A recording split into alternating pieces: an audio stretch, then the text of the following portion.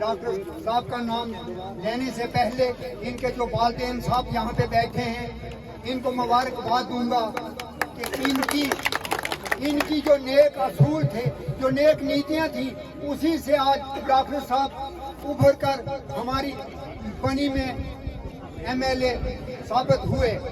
तो इसकी ज़्यादा बधाई, ज़्यादा जो सराहना है, जो मेरे भाई हैं उनसे शायद छोटे हूँ या बड़े हूँ, डॉक्टर साहब के वालिदैन हैं, इनको ही जाती है।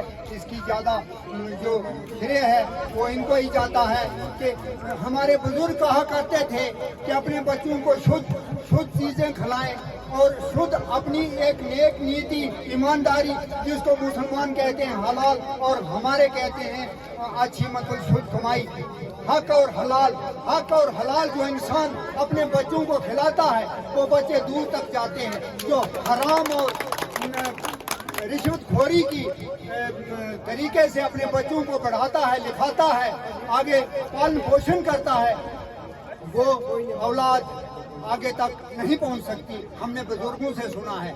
तो मैं ज़्यादा टाइम न लेता हुआ इस लुआंग की पवित्र धरती को आज फिर भी सर झुकाकर नमन करता हूँ।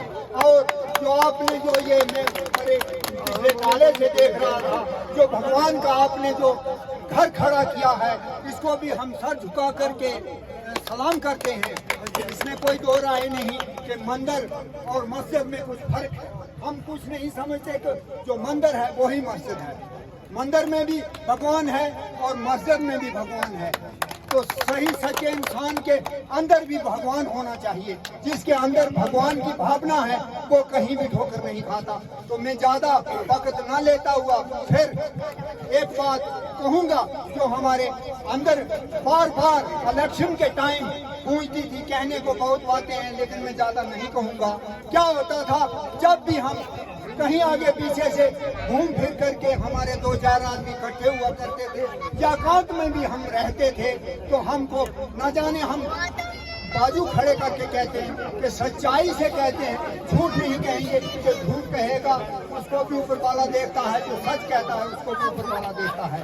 तो हम यही गिनती करते थे कि घूम फिर के पूरे इलाका में घूम फिर के कि अब होने वाला क्या है, क्योंकि हमारी इज्जत हमारी दांव पे लगी हुई थी। कोई मामूली इलेक्शन कोई मामूली काम नहीं भाइयों। इलेक्शन बहुत एक कठिन काम होता है। जो सर उठा करके आगे चलता है उसी को जवाबदेह होना पड़ता है। इसमें ये दो राय नहीं कि पब्लिक के सहारे बगैर कोई काम किया जाता है। जो आगे सर उठाकर निकलता है उसी को जवाबदेह होना पड़ता है। तो मैं बात को छोड़ गया था, जब हम घूम फिर के कहते थे कि वहाँ हमको इतने भंडार में इतना वोट पड़ेगा, ठक्कर में इतना वोट पड़ेगा, टेंडी घुट्टू में इतना वोट पड़ेगा, बनी के अंदर हमें इतना वोट पड़ेगा, तो वहाँ से फिर बैठ करके हम क्या कहते थे कि हौसला हमारा कहाँ बुलंद होता था, वही हौसला बुलंद रहा। हम लुआंग पे फिर के जब आते थे, लुआंग पे जब मुड़ करके हम लुआंग पे आते थे, तो न जाने हमारे अंदर से यूं ही बात निकलती थी कि देखो हमारे वहाँ पे चाहे वो हिंदू हैं, चाहे मुसलमान हैं, चाहे ब्राह्मण हैं, चाहे ईसाई हैं, चाहे दलित हैं, जो भी है, हमें अक्सरियत मिलेगी तो लुआंग से मिलेगी। वही ऊपर वाले ने किया, वही सच्चाई निकली। हमें अक्सरियत मिली तो लुआंग से मिली, क्योंकि अंदर हमारे एक भावना थी, हम उसी भावना को लेकर चले थे। डॉक्टर साहब हमारे साथ थोड़ा बाद में शरीक हुए। हमारे ये सरपंच हैं, सुशील जी हैं, मैं इनको भी काफी मुबारकबाद देता दूंगा कि यही हमारे साथ एक नौजवान भी हैं, हम तो बुजुर्ग भी हैं, कभी हम हिम्मत हार भी जाते थे तो हम सुशील जी से बात करते थे कि रोशन जी हमारे बच्चे हैं, इनसे तो मैं कम ही कहता था, लेकिन मैं सुशील जी से कहता, सुशील जी कहीं हम फिसल ना जाएं। तो हम फिर घूम फिर करके मैं जो सच्चाई से आज यहाँ पे बात कर रहा हूँ, मुसलमान भाइयों पे हमारा एक तसब्बुर था, दिल ठहरता था कि हमें बचाएंगे, हमें इस इलेक्शन में बचाएंगे तो मुसलमान बचाएंगे। सच ही वो ही हुआ कि हमें मुसलमानों ने बचाया, लेकिन मुसलमानों को बचाने वाला अब ना डॉक्टर साहब हैं, ऊपर वाला जिसकी हमेशा सच की जीत होती, जिसने ईमानदारी से काम किया है उसको कोई हटाने वाला नहीं, हमेशा सच्चाई की जीत होती। आपके सामने कितने फेंके, कितने कितने बड़े बड़े मिनिस्टर आए, कितने कितने एमएलए आए, कितने कितने हिमाचल से आए, भद्रवाह से आए, उधर से आपके भी शायद कोई नजदीकी रिश्तेदार भी आए होंगे, लेकिन आपके अंदर एक सच्चाई की भावना थी कि हम सच्चे इंसान को जिता करके लाएंगे, अपने इन छोटे छोटे मासूम बच्चों की बहबूदी और तरक्की के लिए काम करेंगे।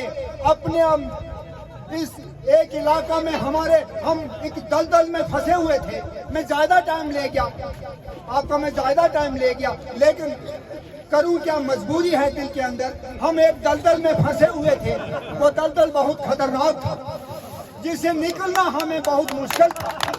साथियों, अगर उस दलदल में हम फिर भी फंसे हुए रहते तो हम सदियों तक इस दलदल से नहीं निकल पाते, लेकिन अल्लाह का, उस भगवान का, उस ईश्वर का शुक्र हुआ कि उस दलदल से हमारी जो बनी की नस्लें थी, इस कॉन्स्टिट्यूएंसी की नस्लें थी, उस दलदल से निकल गई। वो सहारा हमें कौन बना? ये डॉक्टर रामेश्वर साहब। तो इनका नाम रामेश्वर किस महान हस्ती ने उस वक्त जन्म के वक्त लिखा, वो कौन पंडित था? उस पंडित को भी मैं झुक करके नमन करता हूँ, जिन्होंने इनका नाम रामेश्वर लिख दिया। ये कोई मामूली बात नहीं साथियों, एक बच्चे का नाम रामेश्वर लिखना। रामेश्वर, राम भी एक अल्लाह है, खुदा है, और ईश्वर भी खुदा है। तो इस नाम को दबाने वाला यहाँ पे बनी कॉन्स्टिट्यूएंसी के अंदर बड़े बड़ी महान हस्तियां आई, लेकिन इस नाम को नहीं दबाने पाया।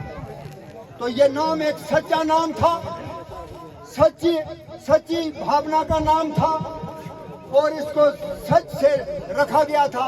अब हमें पूरा यकीन है कि रामेश्वर जी किसी के साथ इम्तियाज नहीं करेंगे, चाहे वो किसी भी मजहब का होगा, चाहे गद्दी हो, ठक्कर हो, ब्राह्मण हो, मामडन हो, ईसाई हो, किसी के साथ भेदभाव नहीं होगा।